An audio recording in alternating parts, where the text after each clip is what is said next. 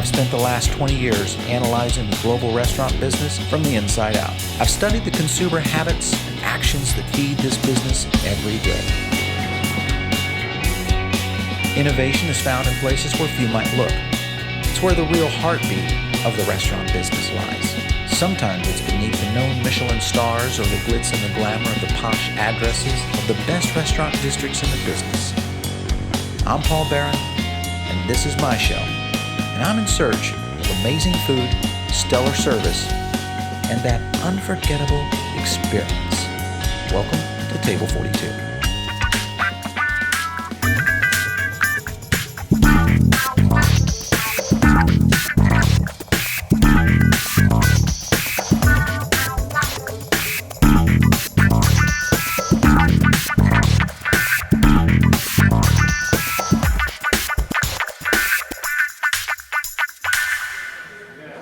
Here on another episode of Table 42, we have uncovered another gem on the riverfront in New Orleans with Chef Phillip Lopez. Kind of interesting, this guy is another protege of John Besh. He's also an emerging chef with Star Chefs on the Bon Appetit list as an emerging restaurant.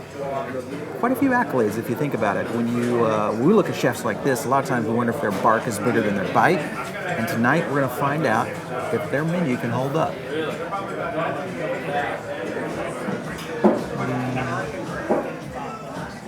This is going to be fun. All right. We have the Cohiba smoked scallops here. Great.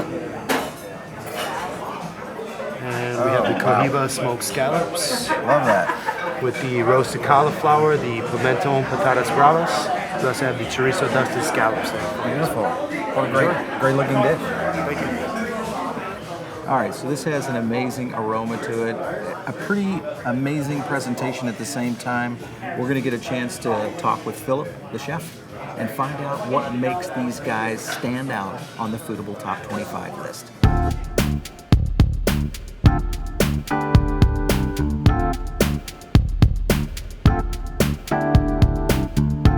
So hey Chef, thanks for letting us come into Root and into your kitchen, your great plating station here. I love this. This is going to be a fun tonight, or today. I think you've got these very interesting menu items. Yeah. We got a chance to come in the other night, take a look at one of your best dishes, what I thought was the scallops. Is pretty amazing. Thank you. And really kind of learn a little bit more about you. How did you get in the business? Where does the background come from? Well, to be honest, I never went to culinary school. Cooking and food has always been a big thing in the family. My father was an avid cook. He spent about 50 years in the military.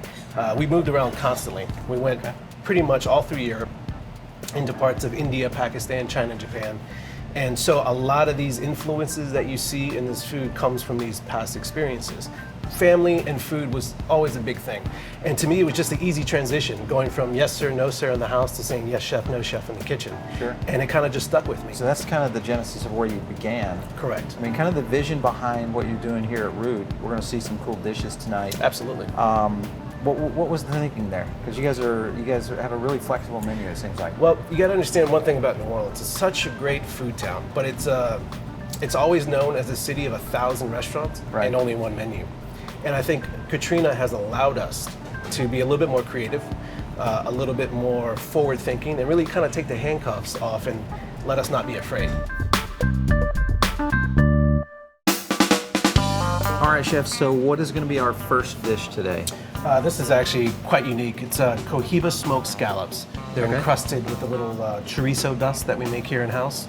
You have some caramelized cauliflower, a little black garlic fennel choucroute, and then some patatas bravas. And then we finish it though, this is where it gets fun. We finish it with actual cigar smoke and serve it right in the cigar box. Interesting. So I got a chance to have this last night. Now, and the taste was amazing.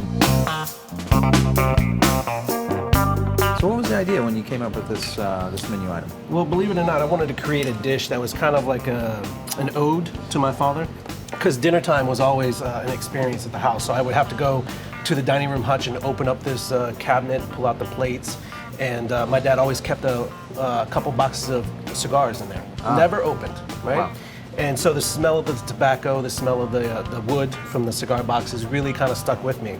And this is kind of what inspired this whole dish right here.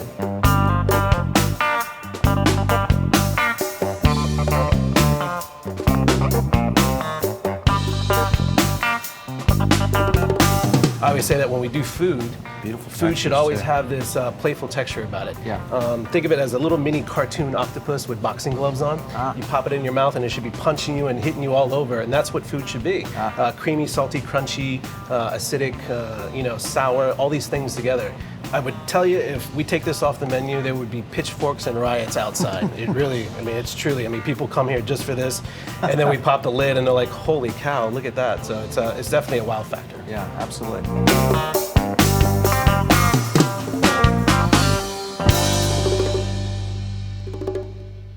What's going to be up on our second dish tonight? Well, we're going to go into a beautiful vegetable salad. Yeah. And we do it in all different textures and flavors and different mediums. So raw vegetable, cooked vegetable, charred vegetable. So we're going to put it all together on the plate. So this here is the vegetable ash puree. All right. How do you pull that together? So it's basically all the scraps from the peelings, from the tops. We just want to char it all and make a vegetable ash. And then we actually form a puree out of it by adding it to potatoes, a little lemon. Give it a density. Right. And then so we're just going to go right onto the plate with this, kind of like Picasso, huh? A little painting here. Yeah.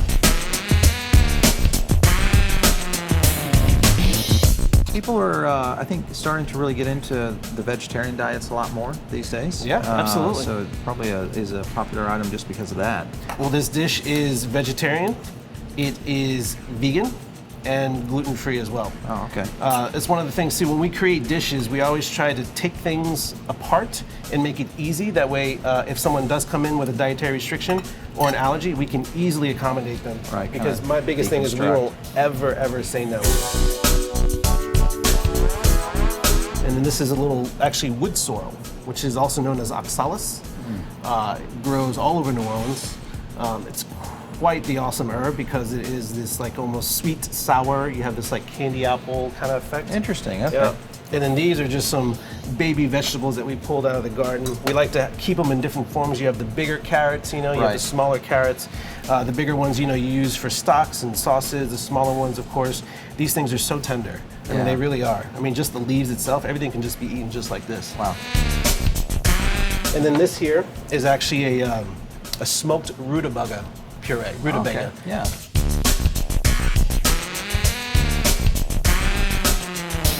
This is a fun little thing. This is actually, we take a green garlic, so the tops of the green garlic, we actually puree that with grapeseed oil. Okay.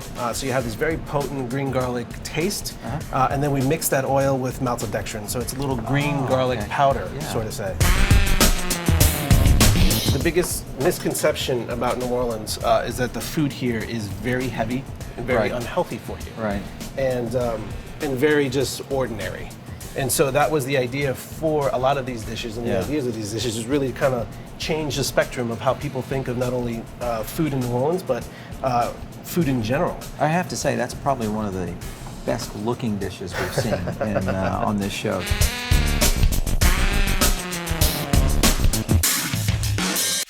What are we going to see next? Well, the third one is actually a fun, playful version on foie gras.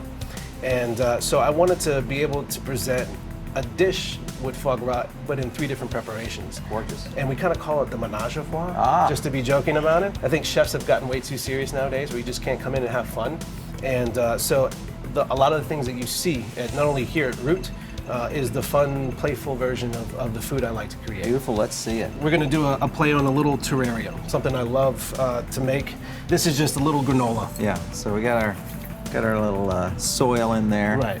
Everything has to have this different textures. This is a little buttermilk fluid gel, we like to call it. It's spiced with a little bit of Moroccan spice. This here is a simple little sabayon that we make using tarragon. And we just charge it in a little whipped cream container. Yeah. Because you want that texture to be nice and creamy, frothy and foamy, We have all these different flavors and textures, and so, but I think we're missing the main ingredient, right? This is foie gras. So we just take foie gras like a torchon, like a traditional French technique. You would make a torchon, and you literally puree it. Something that, French chefs probably all across the globe are like, oh, what is he doing? Pureeing foie. So we puree it, and then we actually like drop it right into liquid nitrogen. Okay. To make foie gras Dippin' Dots. I mean, who doesn't like Dippin' Dots? Yeah, right. You know, that is always a crowd favorite. That goes literally right in there. And then, of course, this is a smoked blueberry consommé that we pour right in there. This is a torchon, traditional foie torchon. Yep. Marinated, seasoned perfectly, and it's actually seared. We actually sear it really quickly, and then we roll it. So you have this beautiful caramelization in here. So this is a little crudo, strawberry crudo. So strawberries, a little garlic, shallot, because you don't want the dish to be too overly sweet. This is a strawberry and olive tapenade, believe it or not. Olives and strawberry go hand in hand, which is quite crazy.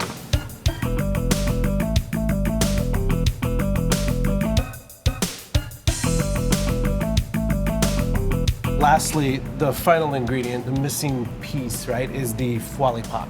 Okay. So we have that torchon, we coated it with just a little bit of strawberry pop rocks. And then this here Pop rocks, I love it. is a foie gras cotton candy that we make. And so the idea is to have this crazy mouth texture and feel, but with 100% foie flavor, yeah? Beautiful. So the foie gras, menage à foie, foie gras 3 ways. This is an amazing dish. Wow. I can't even quite comment on this one. We haven't seen anything like this on the show so far. Yeah. So kudos to you on the creation of this. Obviously, this is one of those that when a customer sees it, they have to just go, wow, this is... Oh, for sure. Do they eat it? Oh yeah, of course. Of course, they take quite a few pictures first, and then they go full force right into it. Yeah, I love it.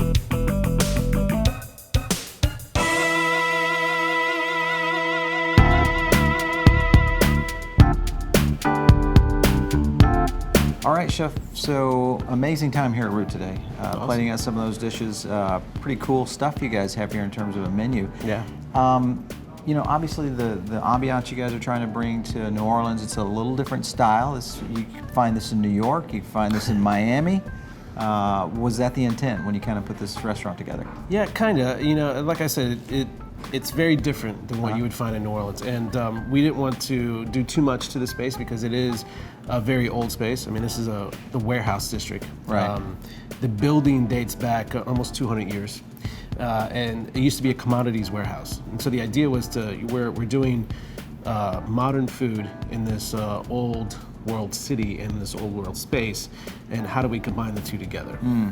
All right, Chef, so as we look to cities like New Orleans, you know, on Foodable, we're launching our city blog here. We're ready to give our first ranking on the top 25, which you guys were on, obviously put us on here.